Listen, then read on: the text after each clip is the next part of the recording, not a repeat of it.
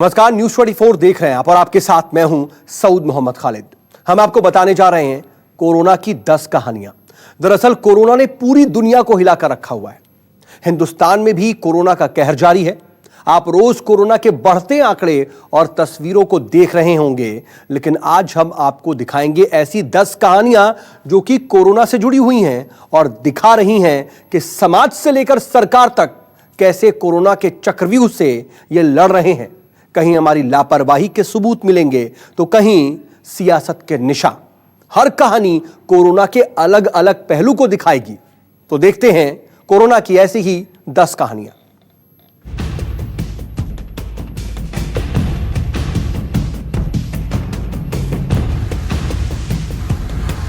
Corona ने करोड़ों को रुलाया।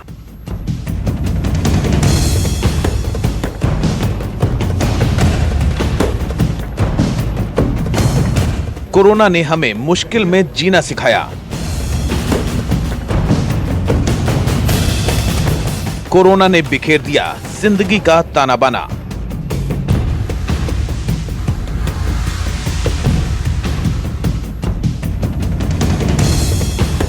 कोरोना ने हमें जिंदगी के वो रंग दिखाए जो कभी हमने सोचे भी नहीं थे। कोरोना के खौफ की दास्तां तो आप रोज देखते सुनते रहे, लेकिन इस खौफ के चलते जिंदगी के हर पहलू पर कितना असर पड़ा है, आज हम आपको बताएंगे। देश के अलग अलग राज्यों की हमारी टीम आपको दिखाएगी कि कैसे कोरोना के चलते छोटी से छोटी और बड़ी से बड़ी तब्दीली आ रही है। सबसे पहले बात करते हैं एक अच्छी खबर की। देश में सबसे ज्यादा प्रभावित राज्य महाराष्ट्र और महाराष्ट्र में सबसे ज्यादा बुरी हालत में थी मुंबई, लेकिन अब यहां कोरोना की रफ्तार पर ब्रेक लगता नजर आ रहा है।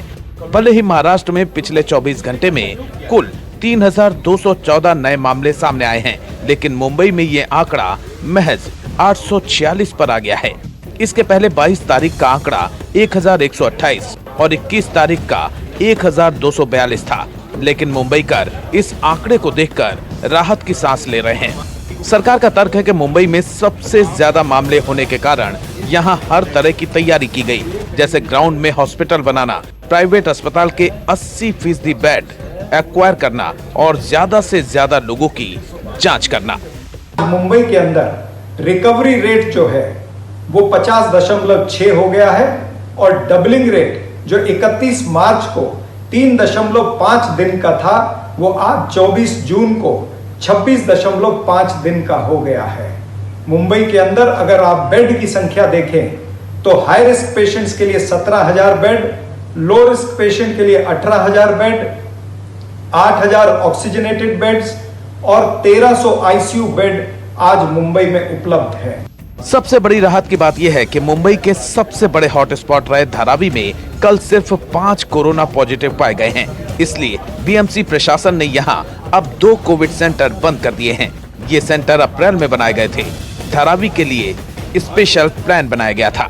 देश की आर्थिक राजधानी मुंबई में कोरोना संक्रमण के आंकड़ों में आ रही कमी मुंबईकरों के लिए राहत की खबर लाई है, जहां राज्य सरकार और स्थानिक प्रशासन बीएमसी के द्वारा जरूरी समय पर स्वास्थ्य सुविधाएं मुहैया कराने के बाद इन आंकड़ों में कमी देखी जा रही है। अगर बात की जाए एशिया की सबसे बड़ी झोपड़पट्टी में से एक धारावी की, तो यहाँ भी आंकड़ों में कमी देखी जा रही है और शायद यही वजह है कि यहाँ पर कोविड-19 के 2 टेस्ट सेंटर बंद भी कर दिए गए हैं। जानकार मानते हैं कि मुंबई में कोविड-19 का पीक चला गया है, लेकिन अभी भी पूरी तरह से मुंबई की मुश्किल दूर नहीं हुई है। मुंबई में 800 से ज्यादा बिल्डिंगों में एक या उससे अधिक फ्लोर सील हैं। करीब 150 झोपड़पट्टी इलाकों में अभी भी लॉकडाउन है।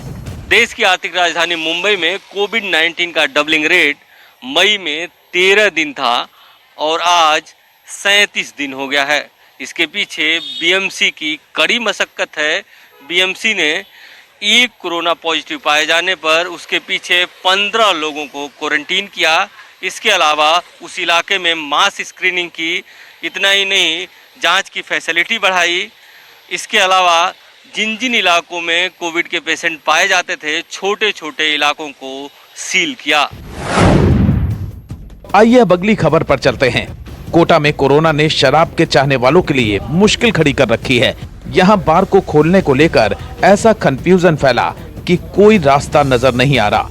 राजस्थान में अब होटल और रेस्टोरेंट्स में शराब परोसने की छूट मिल गई है। आबकारी विभाग ने होटल और रेस्टोरेंट्स स्थित बार में शराब बेचने की इजाजत दे दी है, लेकिन रेस्टोरेंट और बार संचालकों ने फिलहाल अपने बार इस महीने के अंत तक न खोलने का फैसला किया है, क्योंकि उनका कहना है कि केंद्रीय गाइडलाइंस के अनुसार 9 बजे के बाद कर्फ्यू जारी रहता है। लोगों को बाहर निकलने की मनाही है। ऐसे में शाम के बाद ही गुलजार होने वाले ये बार कैसे चलेंगे? राजस्थान सरकार ने अब बार और रेस्टोरेंट को भी शुरू करने का निर्देश जारी कर दिया। अनलॉक 1 के तहत एक और यह बड़ा फैसला लोगों को राहत देने का, लेकिन ये लोगों को भले ही कुछ हद तक राहत दे सकता है, उनके चेहरे पर कुछ हद तक खुशी ला सकता है, लेकिन बार और रेस्टोरेंट चलाने वाले लोगों की परेशानियां शायद सरकार के इस आदेश के बाद अब भी बरकरार है। इस वक्त मैं मौजूद हूँ जयपुर के एक बार में। यहाँ पर जिस सोशल डिस्टेंसिंग के साथ बार खोलने की बात कही जा रही है, उसकी तैयारी है। अलग अलग जगह कुर्सी लगाई गई है, यहाँ पे एक कुर्सी, उस तरफ एक कुर्सी, डिस्टेंस का पूरा पालन रखा गया। दिक्कतें और भी हैं। 24 तारीख से बार के खुलने की अनुमति है। ऐसे में अगर तुरंत बार खोलते हैं तो नियमों के मुताबिक उन्हें पूरे महीने का स्टॉक उठाकर महज 6 दिनों में ही खपाना पड़ेगा, जो मुमकिन नहीं है। 1 महीने का कोटा 6 दिनों में कैसे बिकेगा, वो भी तब जब 9 बजे बाजार बंद होना तय है।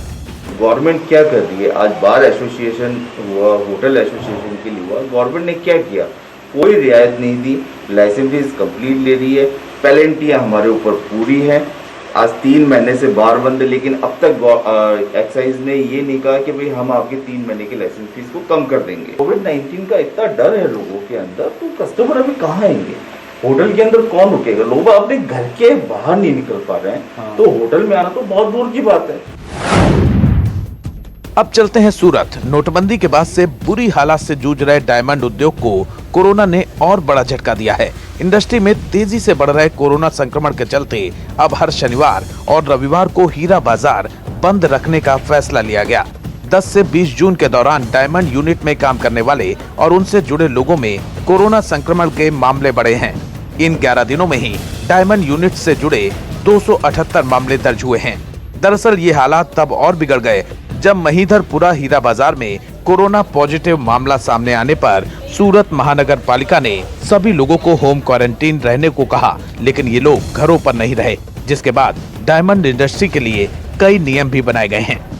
जो डायमंड मार्केट महिधरपुरा, बराचा और दूसरे जगह है, ये तीनों मार्केट संपूर्ण रूप से बंद किया जाएगा शनिवार और रविवार को, क्योंकि शनिवार और रविवार को ज़्यादा भीड़ होता है। ये 2 दिन वहाँ का सेफ वॉल्ट और ये मार्केट, ये 2 दिन बंद किया जाएगा। जाहिर है कोरोना ने दुनिया का हिसाब किताब बदल दिया है। मैखाने खामोश हैं, हीरे चमक खो चुके हैं और अब सबसे बड़ी लड़ाई सिर्फ और सिर्फ कोरोना को हराने की है। मुंबई से दीपक दुबे और इंद्रजीत, जयपुर से शिवसन के साथ सूरत से भूपेंद्र ठाकुर की रिपोर्ट, न्यूज़ 24।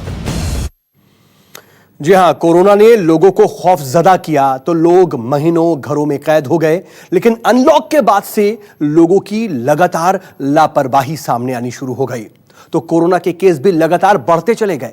लखनऊ में ज्यादातर जगह पर सोशल डिस्टेंसिंग का पालन नहीं हो रहा, लेकिन कुछ जगह लोग एहतियात बरत रहे हैं।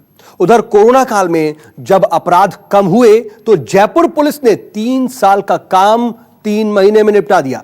देखिए कोरोना की कुछ और अहम कहानियां।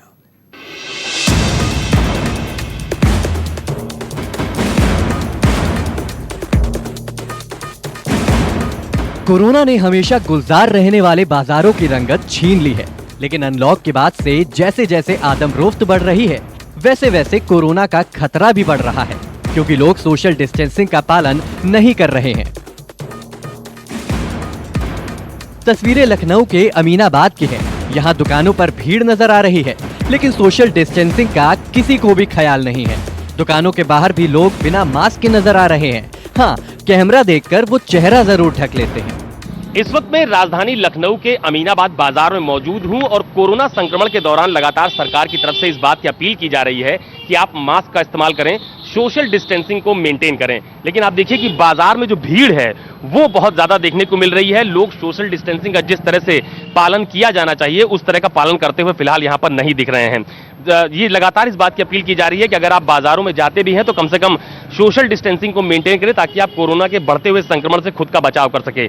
आप ये देखिए कि मेरी दाहिनी तरफ एक दुकान है, वहां पर आपको बड़ी संख्या में लोग एक दूसरे के बिल्कुल नजदीक खड़े हुए दिखाई देंगे। उसमें ज्यादातर लोगों ने मास्क का इस्तेमाल नहीं भी कर रखा है।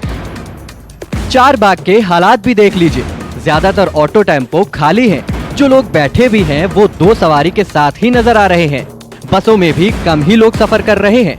यहाँ पर ये देखकर अच्छा लगता है कि सोशल डिस्टेंसिंग का इस्तेमाल हो रहा है, सोशल डिस्टेंसिंग का पालन हो रहा है। लोग मास्क लगाकर सफर कर रहे हैं।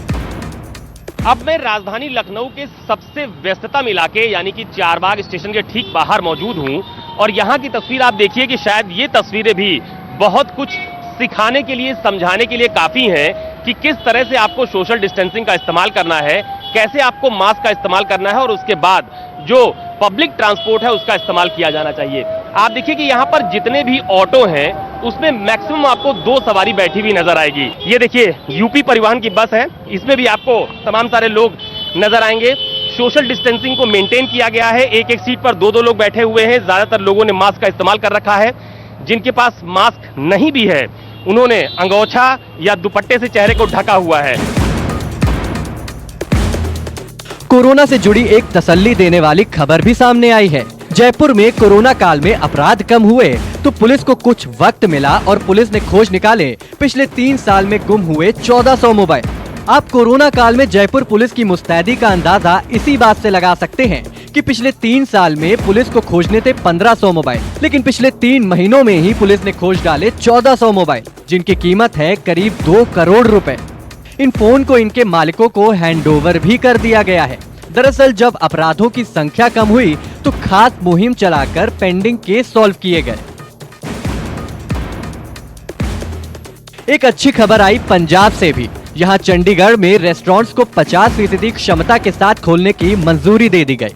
पंजाब में रेस्टोरेंट्स उद्योग से जुड़े लोगों की मांग के बाद आखिरकार सरकार ने खास हिदायतों के साथ रेस्टोरेंट्स खोलने की मंजूरी दे दी है।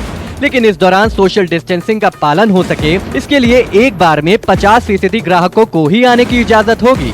इसके अलावा कर्मचारियों के लिए खास स्क्रीनिंग से लेकर तमाम दिशा निर्देश भी जारी किए गए हैं। इस फैसले के बाद अब मायूस होती होटल इंडस्ट्री को कुछ राहत मिली है। काम रुका हुआ था, काम खुल गया है और अच्छा डिसीजन है।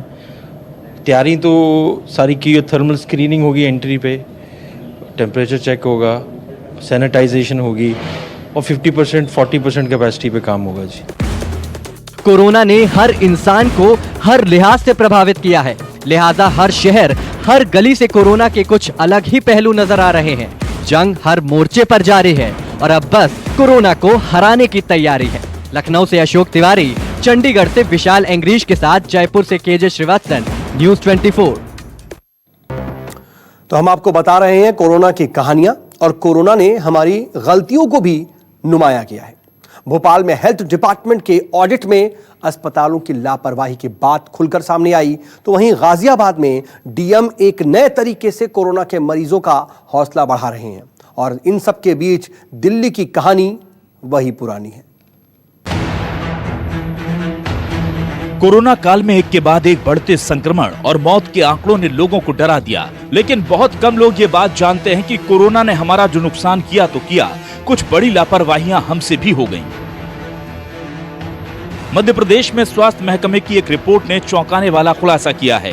कोरोना से लगातार हो रही मौतों के पीछे स्वास्थ्य महकमे की लापरवाही सामने आई है। हेल्थ डिपार्टमेंट के ऑडिट से पता चला कि कोरोना के संदिग्धों या मरीजों को वक्त पर इलाज नहीं मिल पाने से मौतों का आंकड़ा तेजी से बढ़ रहा है।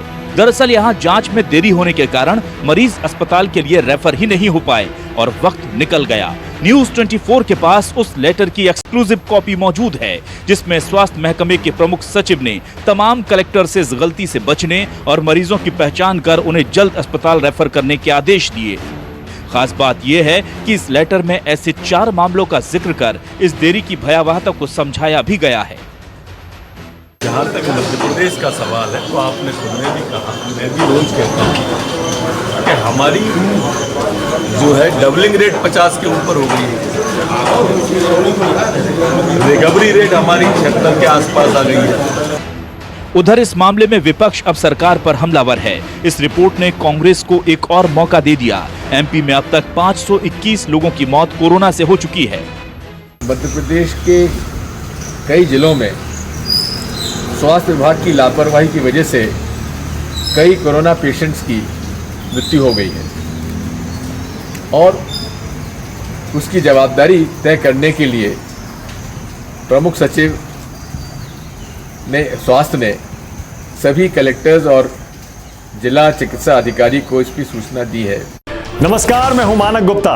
अगर आपको हमारा ये वीडियो पसंद आया हो तो इसे लाइक और शेयर जरूर करें और हाँ, हमें सब्सक्राइब और फॉलो करना ना भूलें ताकि आप देश और दुनिया की कोई खबर मिस ना करें।